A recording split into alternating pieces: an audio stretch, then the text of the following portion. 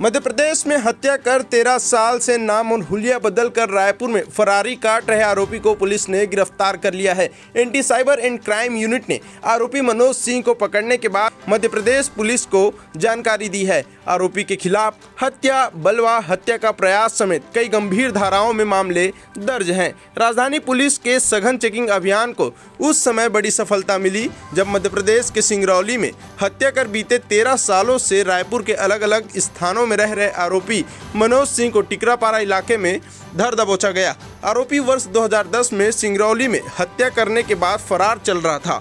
Madhya Pradesh police को आरोपी के गिरफ्तारी की सूचना दे दी गई है। वहीं आरोपी के बारे में और भी पतासाजी की जा रही है। सर, लंबे समय से फरार आरोपी को रायपुर पुलिस ने कल गिरफ्तार किया। हाँ, करीब 13 साल से फरार था। सिंगरौली में हत्या करके आरोपी AICU की मदद से आरोपी पकड़ाए गए हैं और वारंट तामील होकर MP पुलिस सूचना दी गई।